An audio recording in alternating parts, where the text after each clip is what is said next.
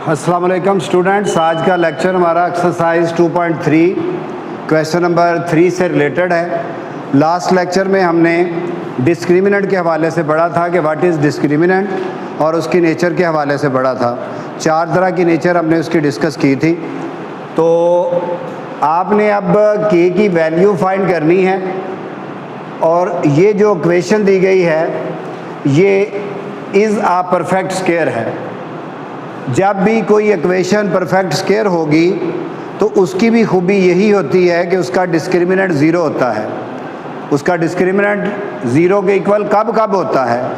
Last lecture में हमने पढ़ा था कि जब डिस्क्रिमिनेंट का आंसर ज़ीरो आ जाए तो रूट्स इक्वल होते हैं, यानी इक्वल रूट्स में डिस्क्रिमिनेंट लिखते हैं।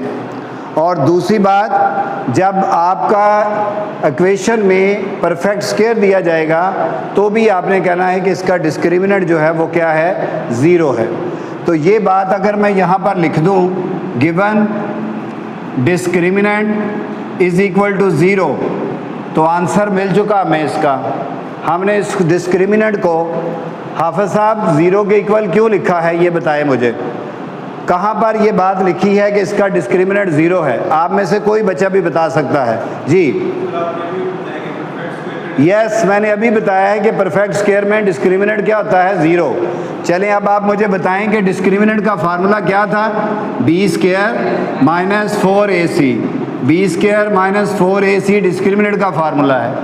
तो अब b आपको पता है क्या होता है? जो x का कोफिशिएंट हो ये b है, माइनस k इसका स्क्वायर और माइनस 4a जो एक्स स्क्वायर का कोफिशिएंट होता है और c कांस्टेंट जो कि 16 है और बराबर ज़ीरो आ गया। हमने k की वैल्यू फाइंड करनी थी, ये हमारा क्वेश्चन है। तो इसको सॉल्व करेंगे। ये पॉजिटिव का k स्क्वायर होगा और मल्टीप्लाई कर दें इसको, 576 इक्वल टू ज़ीरो। तो k स्क्वायर इधर रहने दें, ये माइनस दूसरी तरफ ले जाएंगे तो पॉजिटिव हो जाएगा। तो स्क्वायर ख़त्म कर दें, 576 इसका अंडर रूट और 7 प्लस माइनस, तो k इज़ इक्वल टू कितना आ जाएगा, 24 और 7 प्लस माइनस। जी बेटा समझ आ गई बात। स्टेटमेंट में आपको बहुत सारी चीज़ें ऐसी दी जाती हैं, इसलिए कहा जाता है कि स्टेटमेंट गौर से पढ़ो। इसलिए कहा जाता है कि जब भी आपने मैथ का पीरियड लेना है तो बुक आपके सामने खुली होनी चाहिए ताकि पता चले कि पेपर में क्वेश्चन किस तरह से आना चाहिए। इस क्वेश्चन को नोट करो ज़रा।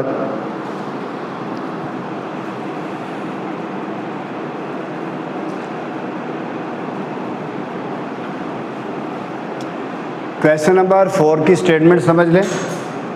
इफ़ रूट्स कहते हैं जो आंसर आते हैं उनको, रूट्स ऑफ दिस इक्वेशन, ये जो इक्वेशन दी गई है इनके roots are equal, roots equal हैं तो k की वैल्यू फाइंड करें। तो जो हमने लास्ट लेक्चर में नेचर बताई थी कि जी 4 नेचर्स हैं, उनमें से ज़रा अपने कल वाले लेक्चर को देखें कि नेचर में रूट्स इक्वल हों तो डिस्क्रिमिनेंट किसके इक्वल होता है। ज़रा सारे बच्चे अपनी कॉपी से, जी ज़ीरो के इक्वल होता है जी जब इक्वल रूट्स होंगे तो डिस्क्रिमिनेंट हमारे पास, इसका मतलब है कि ये गिवन है बात कि डिस्क्रिमिनेंट बराबर ज़ीरो है। फिर सेम क्वेश्चन बन गया है ये। डिस्क्रिमिनेंट का फिर formula B square minus 4ac equal to zero. तो b की जगह पे जो लीनियर का कोफिशिएंट होता है उसको b बोलते हैं और a जो स्क्वायर वाली वैल्यू का कोफिशिएंट होता है और c जो कांस्टेंट होता है और इक्वल टू ज़ीरो। तो ये k square minus 36 equal to zero. तो यहाँ से k स्क्वायर इक्वल टू 36, हमने क्योंकि k फाइंड करना है तो स्क्वायर ख़त्म कर दें, स्क्वायर रूट आ जाएगा। तो k is equal two plus minus का 6 आ जाएगा जी। तो ये इसमें अननोन की वैल्यू 6 आ गई।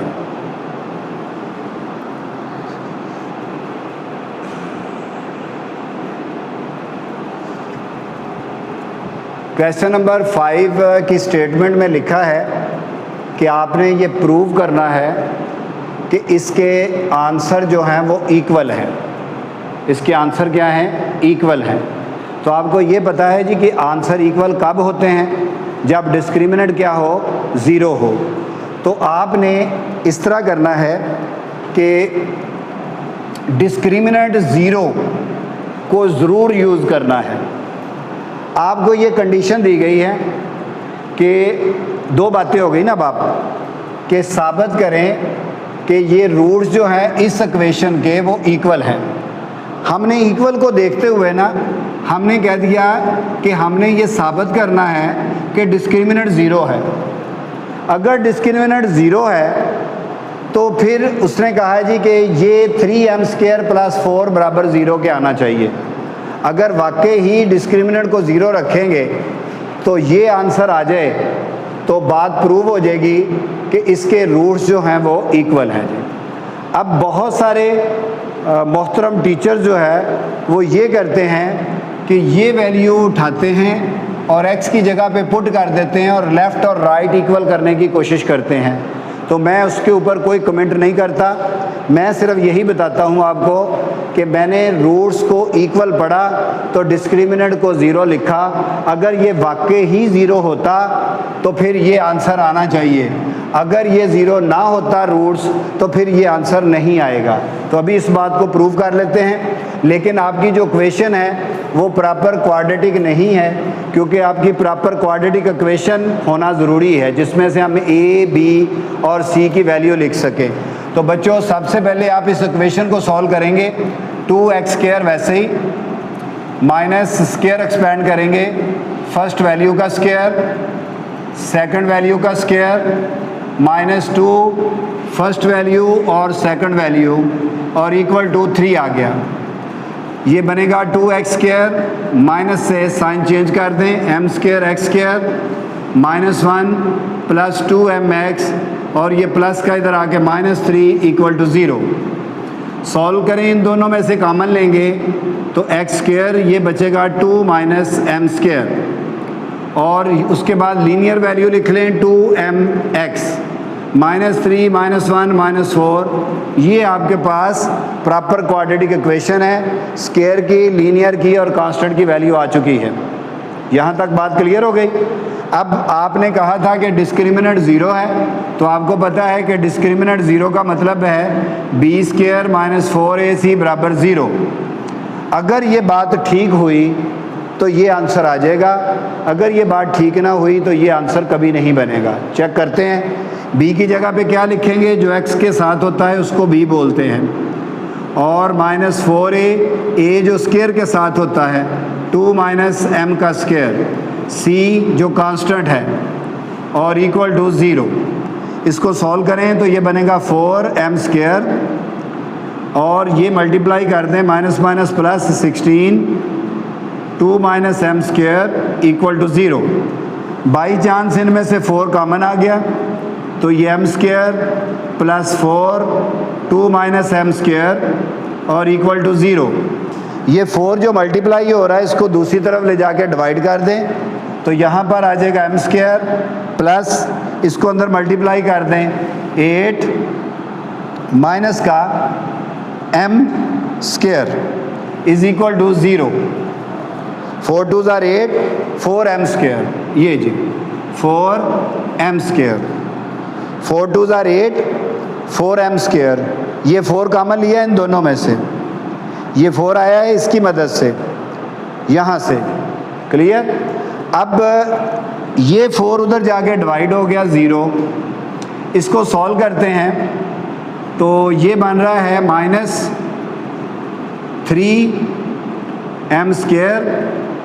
+ 8 = 0। ठीक है, तो ये माइनस की वैल्यू को उधर ले जाएं, पॉजिटिव हो जाएगी। चलें, ये प्लस की उधर जाके माइनस हो जाएगी तो वो आंसर नहीं बन रहा। अपनी बुक से दोबारा ज़रा स्टेटमेंट चेक कर लें। पहले लिखा हुआ है 2x² माइनस mx1 का स्क्वायर इक्वल टू 3 और फिर है 3m² + 4। ये आपने इक्वल प्रूव करना है। अगेन डिस्कस कर लेते हैं जी। ये हमारे पास 2x² वैसे ही और इसका स्क्वायर एक्सपेंड करना हमने, a का स्क्वायर प्लस b का स्क्वायर -2ab = 0 2x स्क्वायर, ये मल्टीप्लाई करेंगे तो स्क्वायर एक्सपेंड करेंगे m square x square minus 1 और ये माइनस माइनस प्लस 2mx और ये प्लस का इधर आके माइनस का 3 हो गया। इन दोनों में से x स्क्वायर कॉमन आ रहा है तो 2 माइनस m स्क्वायर बचेगा और यहाँ से 2mx एक ही है और ये माइनस का 4 इक्वल टू 0।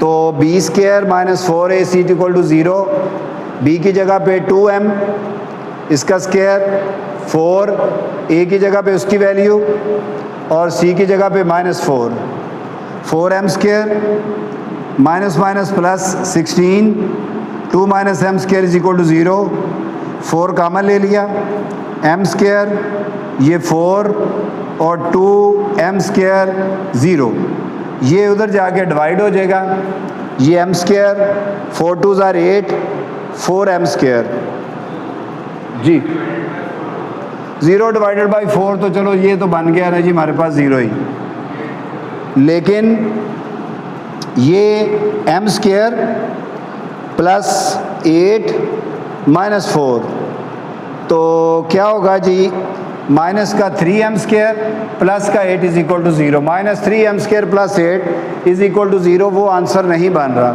लेकिन बनना चाहिए, बनेगा तो ही सही होगा जी। नहीं, कॉमन लेने का फ़ायदा कोई नहीं होना, इनमें से क्यों हम कॉमन लें, ये लीनियर स्क्वायर आ गई, ये लीनियर आ गई, ये कांस्टेंट की वैल्यू आ गई, तो हमने उनको यूज़ करने के लिए लिखा है इस पे।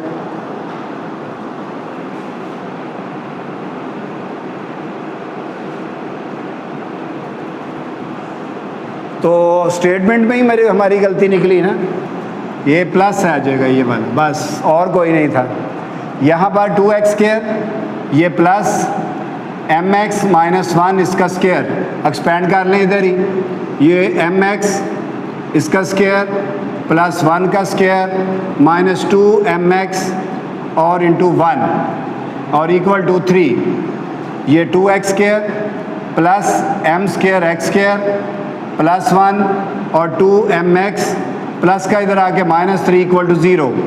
इन दोनों में से कॉमन लिया x स्क्वायर, ये 2 प्लस m square minus 2mx minus का 2 इक्वल टू 0। अब आपको इम्पोर्टेंस समझ आई बुक की, कि बुक से मैंने अगर गलत लिख रही है तो आप देख लें, आपको भी तो पता होना चाहिए कि जो हम क्वेश्चन कर रहे हैं उसकी क्या स्टेटस चल रहा है, ठीक है, और बुक का होना आपके पास ज़रूरी है।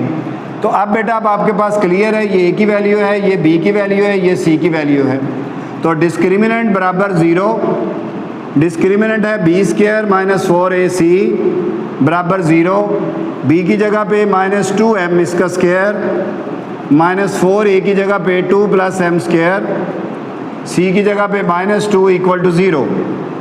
तो ये 4m square minus minus plus का 8, 2 प्लस m स्क्वायर इक्वल टू 0। इन दोनों में से 4 कॉमन, m स्क्वायर प्लस 2, 4 2 ज़ार 8 होता है ना, और ये 2 प्लस m स्क्वायर और इक्वल टू 0। ये 4 उधर जाके डिवाइड हो जाएगा और यहाँ से बचेगा m स्क्वायर प्लस 2 2 4 और 2m स्क्वायर और इक्वल टू 0 ओवर 4। तो 2 और 1 3m स्क्वायर प्लस का 4, 0 ओवर समथिंग 0, तो ये हमारे पास प्रूव हो गया जी। इसका मतलब वाकई ही इसके रूट्स इक्वल हैं। अगर इसके रूट्स इक्वल ना होते तो ये नहीं आना था। तो वो पहला जो नहीं आ रहा था वो हमारी अपनी मिस्टेक थी कि हमारी स्टेटमेंट गलत थी, ठीक है ना। वैसे कंडीशन इसकी यही प्रूव होनी है कि वो आंसर आना चाहिए जी। नोट करो इस क्वेश्चन को।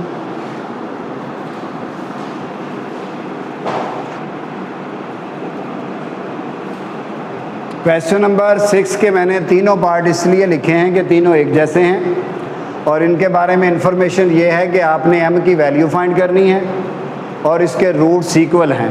तो जब आपको पता चल गया कि रूट्स इक्वल हैं तो फिर बताओ डिस्क्रिमिनेंट किस टाइप का होगा, 0 के इक्वल। इट मीन्स कि आप कह सकते हैं कि गिवन डिस्क्रिमिनेंट बराबर 0 है, क्योंकि लिख दिया है कि इक्वल है। तो डिस्क्रिमिनेंट का फार्मूला है b² minus 4ac equal to 0। तो आपको पता है ना b की वैल्यू जो x का कोफिशिएंट होता है वो होती है, और a की वैल्यू जो x स्क्वायर का कोफिशिएंट होता है ये कुछ नहीं है तो 1, और c ये m है और इक्वल टू 0। इसको सॉल्व करेंगे 36 4m इक्वल टू 0। हमने क्योंकि m की वैल्यू फाइंड करनी है तो ये माइनस का उधर जाके पॉजिटिव हो जाएगा, और m की वैल्यू क्या होगी फिर 4 इधर मल्टीप्लाई हो रहा है तो इधर आके डिवाइड, तो m की वैल्यू हमारे पास 9 4 36 होती है जी। पहले पार्ट में से m की वैल्यू फाइंड कर लें, बट शर्त ये है कि आपकी इक्वेशन जो है वो स्टैंडर्ड फॉर्म में होनी चाहिए। स्टैंडर्ड फॉर्म यही होती है स्क्वायर की, लीनियर की और कांस्टेंट। कांस्टेंट अगर नहीं भी है तो कोई नहीं, लेकिन तरतीब इनकी ये होनी चाहिए। तो आप बताओ क्या ये स्टैंडर्ड फॉर्म में है? यस, ये स्टैंडर्ड फॉर्म में है। स्क्वायर की वैल्यू, लीनियर की वैल्यू और कांस्टेंट की वैल्यू। तो इसका मतलब है कि ये जो कोफिशिएंट है ये a की वैल्यू कहलाता है, x का कोफिशिएंट b की वैल्यू है और ये c की वैल्यू है। तो क्योंकि ये भी रूट्स जो है वो इक्वल हैं तो डिस्क्रिमिनेंट 0, तो b square minus 4ac equal to 0। तो b की जगह पे जो x का कोफिशिएंट होता है 2m प्लस 1 इसका स्क्वायर माइनस 4a जो x स्क्वायर का कोफिशिएंट होता है m स्क्वायर, c जो कांस्टेंट है और इक्वल टू 0। तो स्क्वायर एक्सपेंड करें, फर्स्ट वैल्यू का स्क्वायर डायरेक्ट भी कर सकते हैं, सेकंड वैल्यू का स्क्वायर प्लस 2ab, तो a की वैल्यू फर्स्ट और b की वैल्यू सेकंड, और ये 4m square equal to 0। 4m square plus 1 2 to 4m minus 4m square is equal to 0।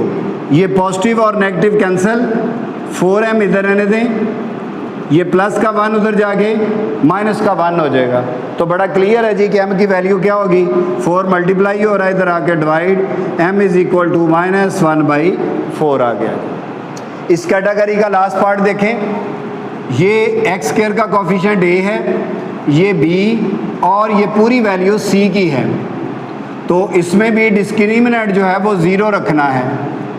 b square minus 4ac बराबर 0, b की वैल्यू है m प्लस 1 का स्क्वायर माइनस 4a की वैल्यू m प्लस 3, c की value m plus 1 equal to 0।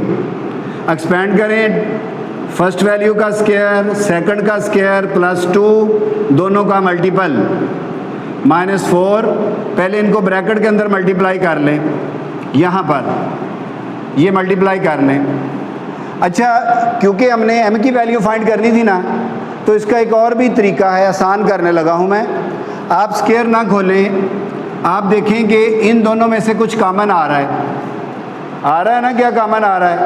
ये आ रहा है हमारे पास m प्लस 1 कॉमन आ रहा है, तो इसको आप कॉमन ले लें m प्लस 1 को, और यहाँ से क्या बचेगा, m प्लस 1 a की वैल्यू बचेगी, माइनस 4 यहाँ से m प्लस 3 और इक्वल टू 0 आ जाएगा। नहीं, वो लेट करके हमने क्यों करना है, कुछ सब्स्टिट्यूशन से क्यों करना है?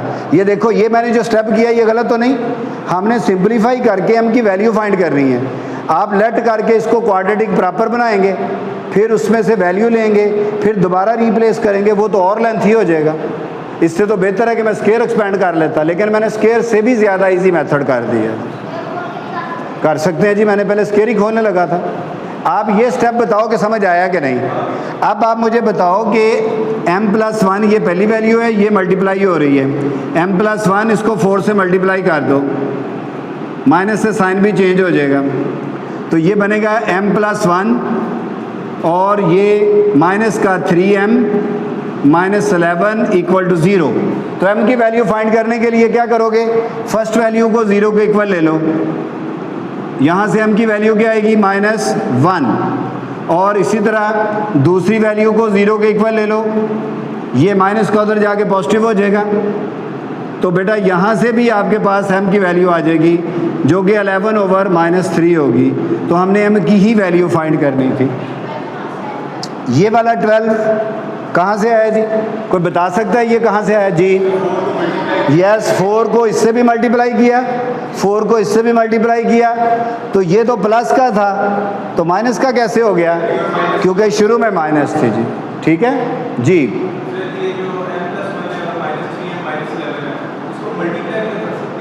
अगर हम इन दोनों को मल्टीप्लाई करेंगे तो फिर ये चीज़ बन जाएगी, फिर स्क्वायर में आ गया।